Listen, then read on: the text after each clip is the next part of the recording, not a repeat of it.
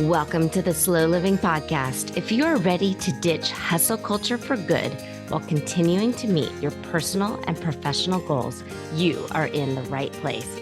I'm your host, Stephanie O'Day, and I work with overachievers from all over the world who are ready to stop living life in triage mode and start living the life of their dreams, one filled with abundance, joy, and a sense of purpose. Life is meant to be enjoyed, not endured. Let's get started. Hi there, Slow Down Society. So if you're a fan of the podcast, you're going to absolutely love the book. Slow Living, Cultivating a Life of Purpose in a Hustle-Driven World is now available wherever books are sold. Buy it for yourself, your children, your friends, and your neighbors. You can get all the juicy details at stephanieoday.com/slow living book.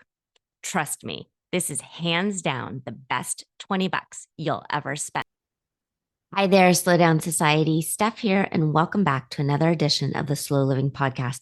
We're on number 216, and I'm going to call this episode Stop Asking for Permission. This is the second part of the third coaching call with Melessa. And if you listened to last week's episode, we touched upon it a little, that she talked about that she and even a coworker of her were joking that even though they're in their 50s, sometimes they feel like they have to ask their parents for permission for things. Their parents are still alive, and that happens. And so I want you to think about where in life you may be holding yourself back because you're waiting for someone to say it's okay. But spoiler alert, you're the grown-up in the room, and this is your life, and you get to make the decisions. And please listen with just loving ears. And I'm certain you're going to just want to wrap your arms around Melessa and let her know that she is doing an amazing job. She's unpacking a lot of things, physically and literally, because they are unpacking from moving. But she's doing so much self-growth and lots of reflection on her childhood in different things in this matriarchal family that she wants to write about and share with her children. Okay, pretty people, here is Melessa. In the homework sheets, I asked if you have or if you will do a time blocking kind of audit, and I just wondered how that went and how you'll fit writing and working on the book into your schedule. It looks like now that we're kind of settled in the new house and we have a routine, at least it's what I did last night and did a couple of times over the weekend. I say this like we've been here forever. We slept here Friday night for the first. Okay. It seems to fall into the routine that once I get the kitchen closed down for the night, is what we call it. It's clean and the dishes are loaded or put away, whatever needs to be done. I will sit down with my laptop and start working on whatever it is I feel like I need to work on in the later part of the evening. And as I mentioned, I have my watch and Alexa that remind me when it's time to shut that down, because otherwise I could sit here at the dining room table or at my desk and write into the wee small hours and then realize, oh, I will not have the energy tomorrow morning to do the things I need to do, because that is something I have to think about now. So it's looking like I do that kind of in the later part of the evening between 8 and 10. Okay. And I've always been a little bit of a night owl. A little bit. I say that my mother, we're cheated to hear this, but a little bit. No. So I've always been a night owl. And I think that is a really good time for me to do that. Last night I had a meeting, so that was a little bit different. But that seems to be falling into a routine, which means I need to push through and make sure that stays part of the routine. Okay. So if you're working at your desk between 8 and 10, and then you're going to bed, are you fully asleep by 11? Mm-hmm. That is something that my husband teases me about. I am very easily able to fall asleep. I wasn't so much when I was younger, but I do have a little bit 20, 25 minute process. Okay. do that, then I have no problem falling asleep. And I'm remembering correctly that you have a CPAP as well. Correct. Okay. And once that's on, You're out. yeah. Okay. So Okay. Okay. Great. Okay. So you're not waking up groggy, exhausted, upset with the world. no. Okay.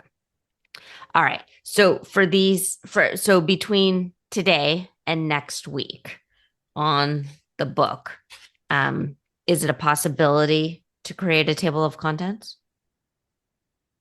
Yes. Okay. All right.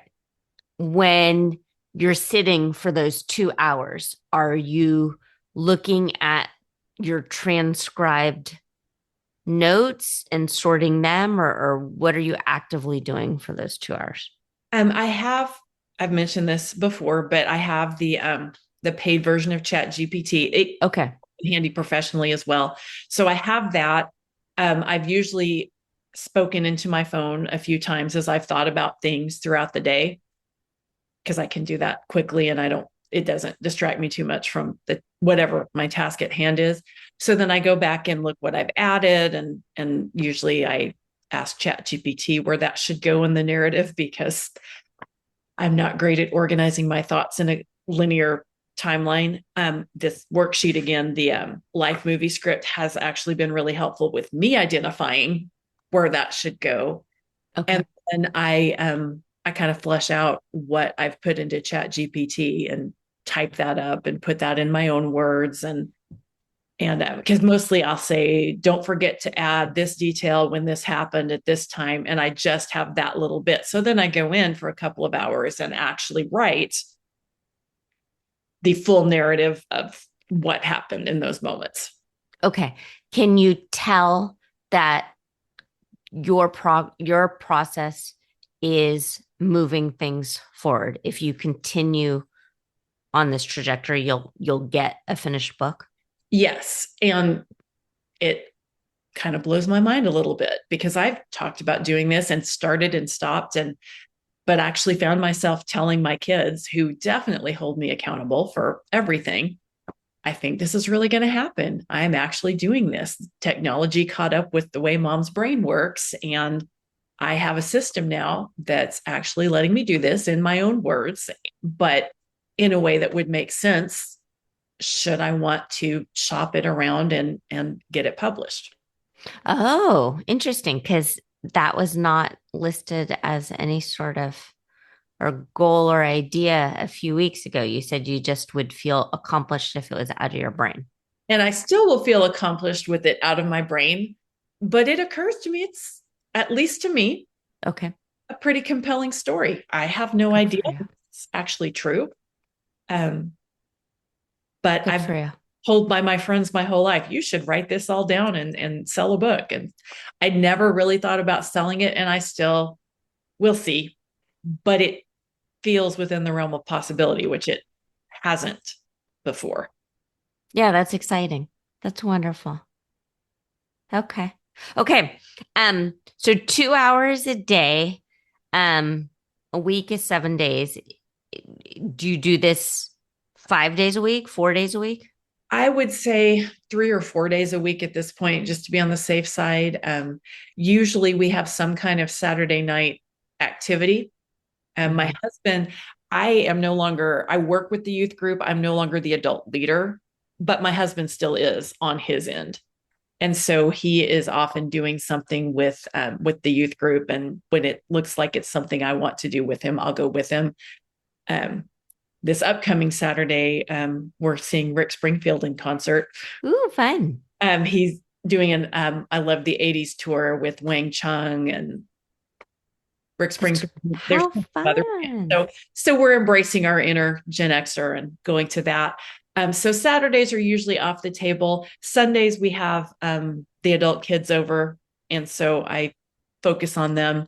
And then I usually have some kind of meeting, like I did last night, one of the nights of the week. So I would say 3 or 4 to be on the safe side, and Okay. 4 is probably good balance for me because I do have Yeah.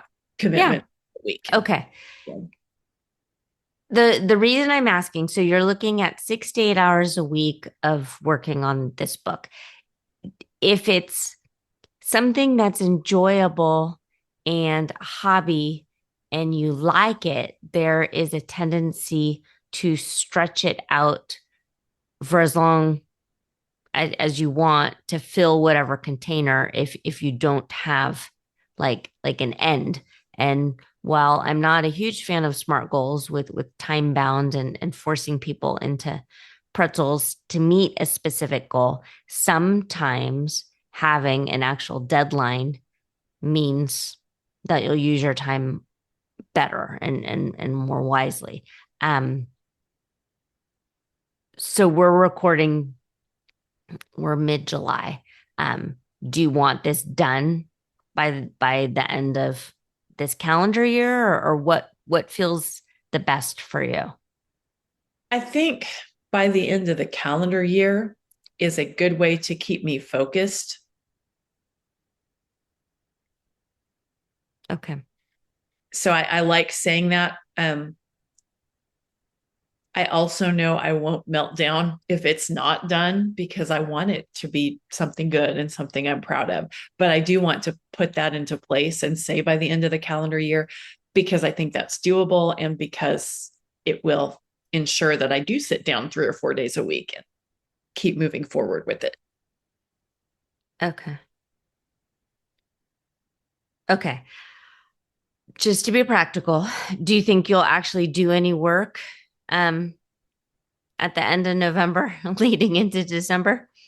Probably not. Yeah. I mentioned we had a fundraising meeting and we have it. I was like, we're doing this during the summer so that we know what we're doing by September and October, I said, and we've made some progress because we aren't going to do anything during the holiday season. And we all laughed and agreed that we would do better to have a plan in place during the summer. So similarly, I will Yeah. do better to have a plan in place during the summer because I know what happens. And having the newer house that's conveniently located, I suspect it will become more of a gathering place this year during the holiday season. Okay. So if November and December are kind of off the table and you use the idea of the end of October, so Halloween, October 31st, does that feel so soon that that makes you anxious? Like there's just no way? It feels like a stretch goal. Mm-hmm. Um, but I think I want to go with it. Mm-hmm. Um, If we did October 31st as a stretch, and then what about like March 1st? Um, for like concrete hard deadline. How does mhm, that feel? that feels good. And um, I learned like I have four largest grants that are due at the end of April. So March 1st really probably needs to be because Because when then you'll have to shift into the then I other part of your brain writing. Okay. Okay. Um, let's do that. If we know that we can do the table of contents in this upcoming week, and I'll put that on your homework, then the idea is you have your table of contents. And for me, what I would like for you is have sections and just large ideas of what's going into the table of contents. So then when you're coming across work that you've already written or dictated, then you know, oh, well, that makes the most sense to go in here. And that makes the most sense to go in there. And some people, while they're writing, use sticky notes and like a large wall or huge whiteboard Mhm. and and chapter headings or subject headings at the top, and then put the sticky notes, and then you can move them around and see them visually. Some people's brains work that way, others don't. Well, and it's funny because we did a lot at the meeting last night with a whiteboard and sticky notes. So I'm looking at my pile of sticky notes from last night. And go, oh yeah, I'm well stocked to do that.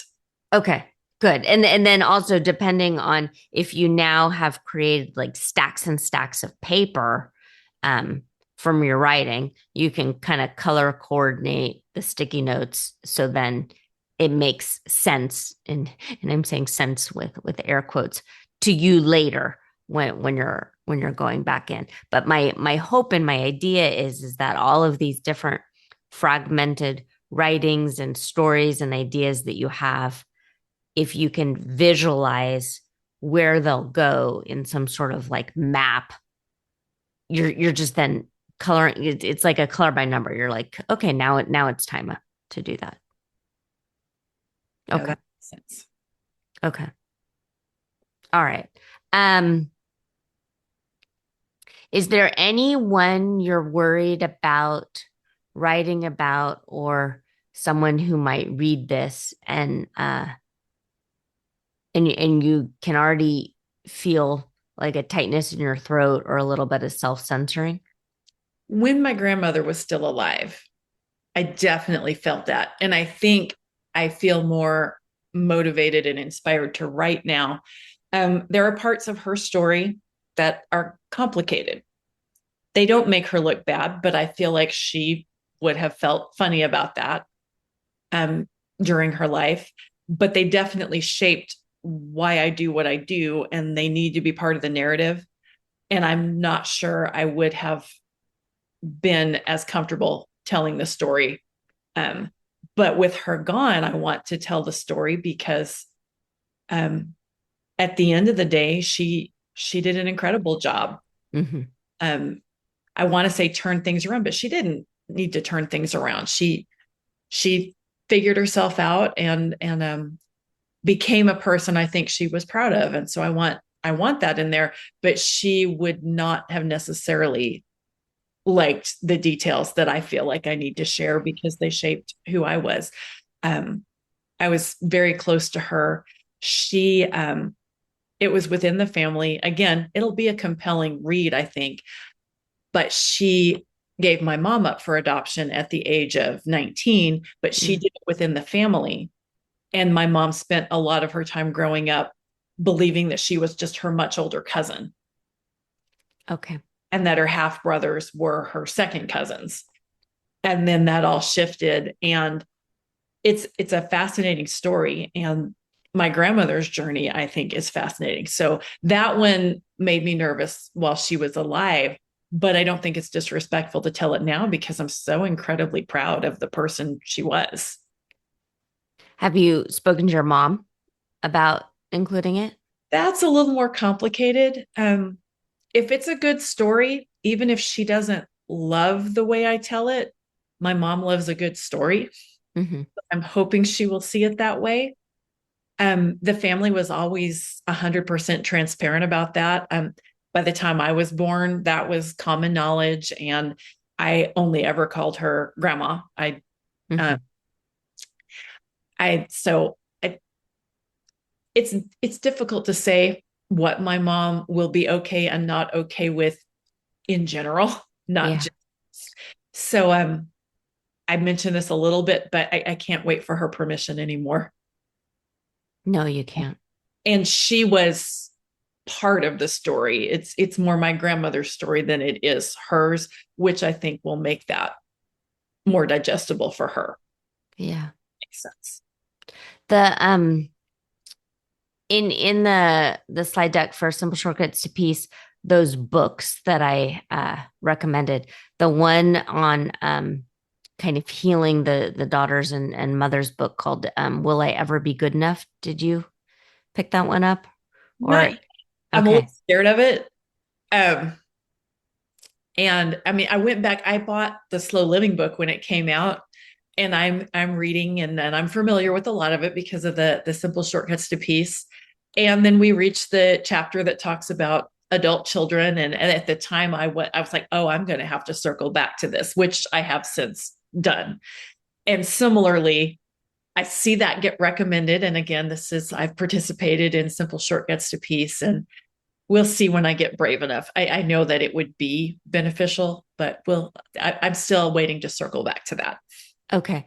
Is there anything that you're going to write about that your adult children would be uncomfortable with or tender about that you need to get in front of? I don't think so. And we had some conversations about that over the weekend. As they get older, my story is nowhere nearly as complex as their great grandmother's, and she lived for a long time. They all remember her really well, except my youngest. Um, and they're less like they know I'm telling that story in conjunction with my story, but they're proud of my story in the way Mhm. I'm proud of my grandmother's story, although I don't think mine is as impressive. Your mom right now, would you consider her the matriarch of the family, or have you stepped into that role? I would never presume to tell her I have stepped into that role because I'm smarter than that. But the rest of the family would probably call me that. And the story talks about the reason why we're so matriarchal in my family. And it's usually we pick great guys. And in the case of my great great grandmother, they just leave us too young and leave us no choice but to step up. Leave you meaning they pass away? Yes. Okay. Kind of the start of my story. My parents were in college, similar trajectory to a lot of kids born in the late 60s, early 70s. My dad was in the Navy when I was born because it was select your branch of military service during Vietnam or have it selected for you. And when they came back to Oklahoma, when he finished his naval service, I spent a lot of time at my great great grandmother's home. She lived with her daughter and her daughter's husband, who was a World War II veteran. And so a lot of me, I'm a little old fashioned, but a lot of me was shaped because I spent my formative years with my great great grandmother. And she was also a mother of five. And when her youngest was 18 months old, her husband had appendicitis, and this was in 1918. And they did emergency surgery on the dining room table. So the story goes, and he did not survive the surgery. And she suddenly found herself having to support five kids and being told, you do this financially by giving the kids to your relatives and striking off on your own. And she absolutely would not do that. And she did keep the five together. She did do incredible things. And um, it's hard, but the way she spoke about her husband, I understood as a little girl that she was old. So I understood that, he had passed away before I was born. But the way she spoke about him, we're having these conversations in 1975, and he'd been gone longer than they'd been married, and she still missed him and loved him very much. And I believe kept the family together in part as her tribute to him. Yeah. So anyway, she was an early influence. And as I wrote this out a little bit last night on the worksheet, an early and still continues to be a big influence on me. Yeah. In strong matriarchal families, and I think I'll have you do some homework on this of writing out qualities of your mom and your grandma and then your daughters and how you compare and contrast what's different and what's the same. But at times it's like there's a power struggle, and sometimes daughters feel like they're like a dog on a, for lack of a better term, and because my brain works in split metaphors all the time. Like with the choke chain, and you get like slightly out of line and you're like jerked back in. But when the rules change, or when you don't know exactly what the rules are, uh, at times you feel like you're living your life walking on eggshells, worried you're about to get jerked back all the time. Um, some people liken it to like touching a live wire. Like I didn't realize um, I was about to get in trouble here until I got too close to the electric fence and got zapped, kind of thing. Does that sound right to you? It does. What I've realized journaling about this throughout my life, trying different ways, there are, on my mom's side of the family, there are two kinds of women. There are the traditional mamas who have the large families and love their kids beyond everything and do everything they can to make sure the kids have what they need. And then there's the other side, which is my three times great grandmother, my great great grandmother's mother. She married her husband. They had four children. I think my great great grandmother was the oldest. If not, she was the oldest girl for sure. Mm-hmm. Um, And then mid-marriage, she fell in love with her brother-in-law, who was a few years younger. Honestly, if I look at the family tree, actually her age, and her husband was quite a bit older. And she divorced her husband and eloped with his younger brother, and they ran off and lived in New Mexico territory. Okay. I wish I could tell her story because I'm sure it's way more interesting, but she didn't leave behind any journals, and my great great grandmother didn't like to talk about her very much. Oh, that's funny. And in every generation, Yeah. there's the traditional moms and there's the moms that, metaphorically run off to New Mexico territory. And the challenge in our family as you grow up as a girl is kind of deciding which one of those you're going to be. And my grandmother's story is fascinating because she ultimately wound up being both. Yeah. So And what are you? I have 5 kids. Um, always took them to church every Sunday, very much. And I knew that was going to be my role. I wanted that to be my role. Yeah. Is Um, there a piece of you that's envious of the runaway moms? oh, absolutely. I'm sure that is why I adored my grandmother. She remarried when I was a little girl. She had gone on a singles cruise. She was recently divorced from my uncle's father. We know very little about my mom's father, but she was recently divorced. She went on a singles cruise. She met a very stable businessman, married him. They eloped. They eloped in Gainesville because they were, and moved to Las Vegas where he had just sold his construction business, which he owned a construction business that worked on the strip in the late 70s, early 80s. So selling that, he had Hmm. retired and they lived the life for the 25 years they were married before he passed away. She took cruises. When you go see her in Vegas, she, would take you the places where you could go as a kid. And then she'd go into the casino, she wore leopard and zebra print clothing and had fancy jewelry. And I never felt pulled to be that person, but I think I loved her because we were so very different. And yet, Hmm. in the end, she moved back here after her husband passed away, embraced and stepped into that role of matriarch, and became, as beloved to my kids as my great grandmother and my great great grandmother were to me. So she really lived both experiences. Again, I can't tell this story without telling hers because she inhabited both roles at different times. But she was super fun in ways that I will never be. And I think I adored her for that. Yeah. I can imagine you being younger and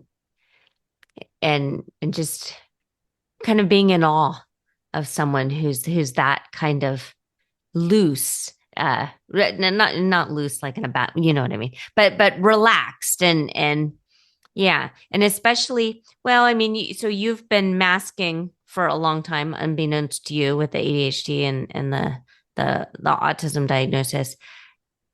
Is there ever a piece of you that like when do you feel the most like, I'm fully unmasked and myself and loved unconditionally, and no one's jerking me back in place, and I'm not about to get in trouble? When does that kind of relaxed feeling come to you? I mean, growing up, that was definitely with her. That again, mapping out yesterday, one of the things it asks you to list are like key moments.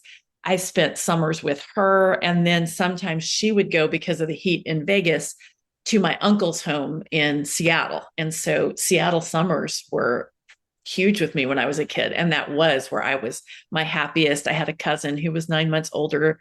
He would come visit his dad, my uncle, for the summer. And we just kind of ran free, whether it was at my uncle's home in Seattle or one of um one of my grandmother's stepdaughters had a Christmas tree farm in Oregon. And it was a great way to grow up. We camped at Hood's Canal and slept in pup tents right next to the beach. I mean, Yeah. for a little Oklahoma girl, I had a lot of experiences that I know a lot of people don't get. But I feel myself in nature. Hmm. I felt loved unconditionally, mostly from my grandmother growing up. And I think that's because she grew up with so many conditions placed on her that she wasn't about to do that to anyone she loved. And so when I feel unconditionally loved, is when I feel myself. I also am fairly sure that the ADHD comes from her and her dad, who Hmm. little about because he and my great grandmother divorced when my grandmother was young. Hmm. Again, this is a good story with a lot of It circle is. and matriarchy. And I don't know that it's interesting to anyone but our family, but it's still, I think, important to tell because it is interesting to look Yeah. at when you step back and look at the patterns. But with her, I always felt that way with my kids.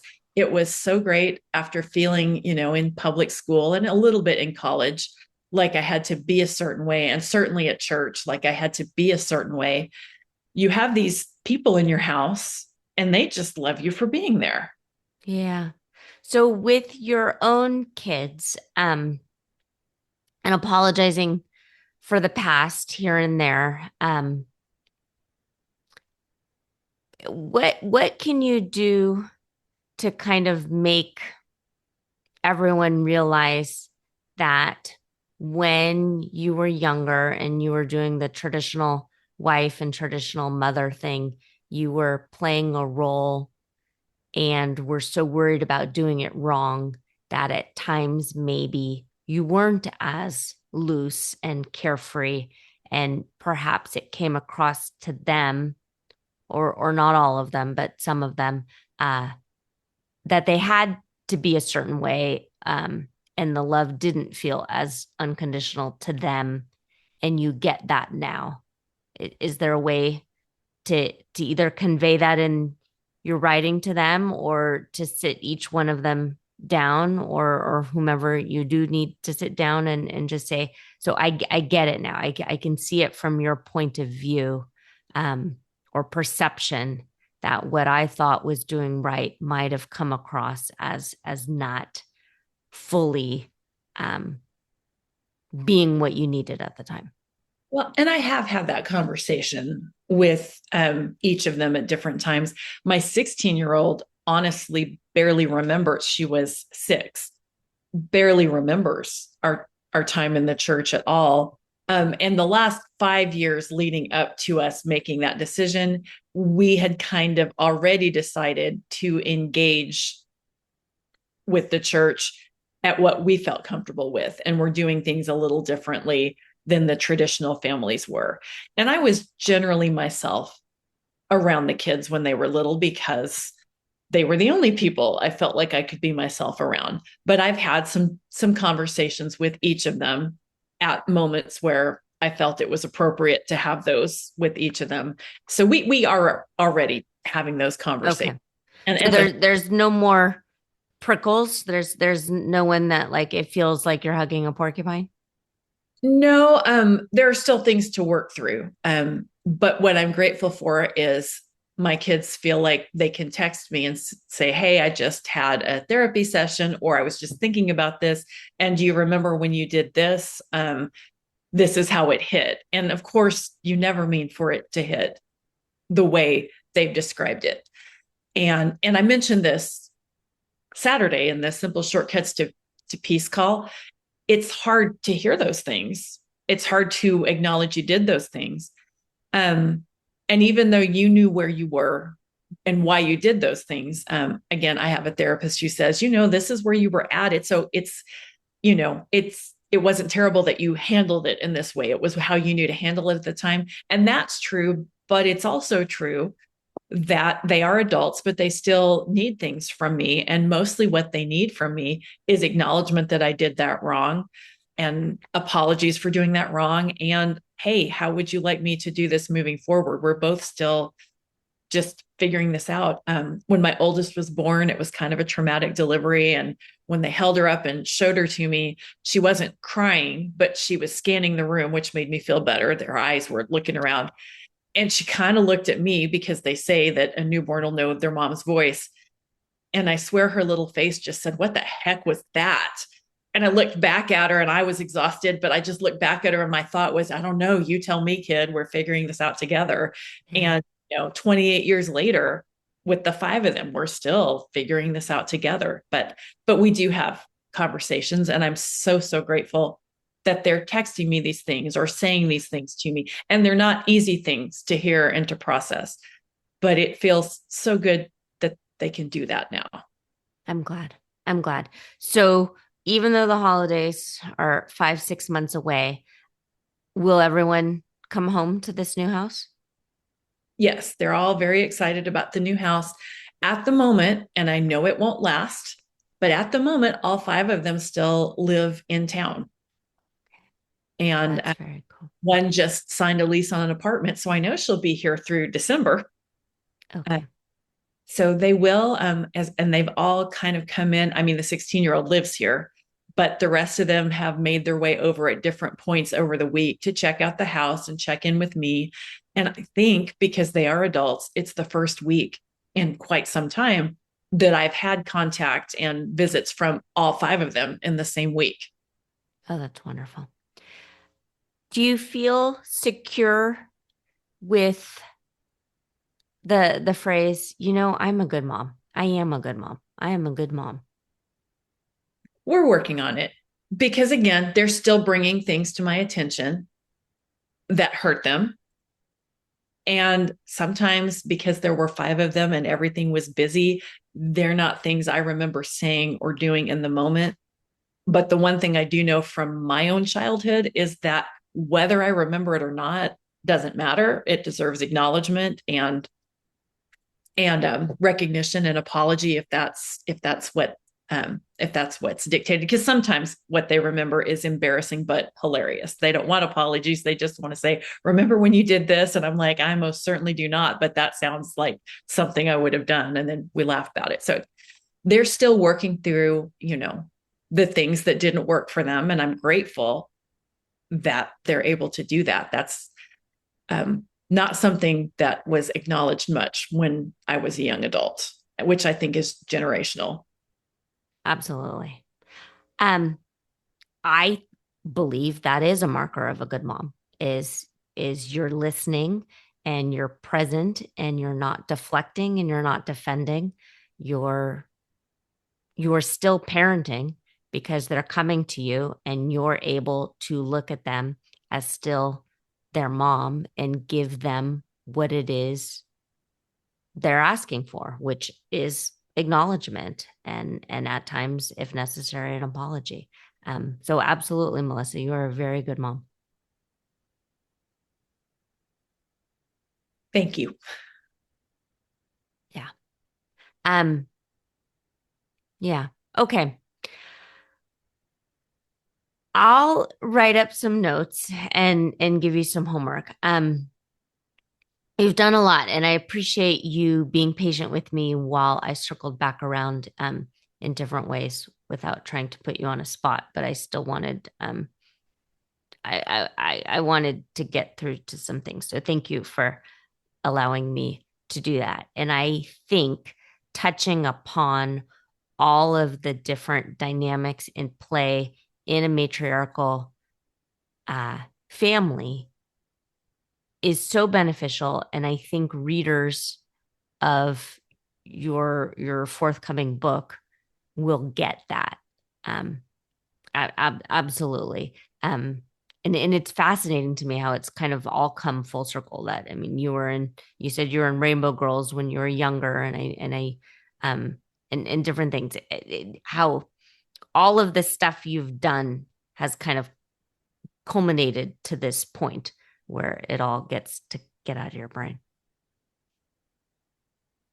Very cool. Okay. Anything else before we log off? I am good, and thank you for your patience with moving in the middle of coaching. Um, but I don't. When I sent the email, you don't know what that timeline is going to be. It took us, 9 months to find a house that was going to work for us, and so thank you for your patience. The more the house comes together, the more put together I feel, and the more attention I can pay to my homework. I think you're doing great. Okay. All right. I'm going to hit end record. Okay. That was such an amazing episode. And we really circled around to a lot of kind of tricky and touchy topics. And Melessa handled it with such grace. And that's essentially why I wanted to call this episode to stop asking permission, to really step into who you are and your authentic self. And I'm certain as listeners, you're able to see in real time as Melessa makes these shifts. A few different things bubbled up while we were talking, and I was taking some notes. I want to give you some past podcast episodes to listen to. We launched into this second part of the call in time blocking because I had given her a time blocking exercise. If you haven't listened to the time blocking episode, that's episode number 91. And then episode 96 and 97 are about bad advice. And so if you haven't listened to that, I'd like you to. Number 96, the bad advice is to feel the fear and do it anyway. And episode number 97, the bad advice is fake it till you make it. Don't like either of those things. And I explain why. Episode 134 is all about unconditional love. We talk about this with Melessa talking about her children. Episode number 163, are you a perfectionist? Lots of time people think that they're procrastinators, and really it's because they're perfectionists. And number 164, recovering from people pleasing. Melessa has a pattern of this. I have a pattern of this. Probably you do also. Those are great episodes to listen to. All right, pretty people. As always, I think you're amazing and lovely and wonderful and kind. You're having a great hair day. I think you are just precious, and there is absolutely nothing wrong with you in any way. If you are ready to start living slowly and ditch the hustle mindset for good, reach out to me. I'm a real person, and you can track me down online at stephanieodea.com.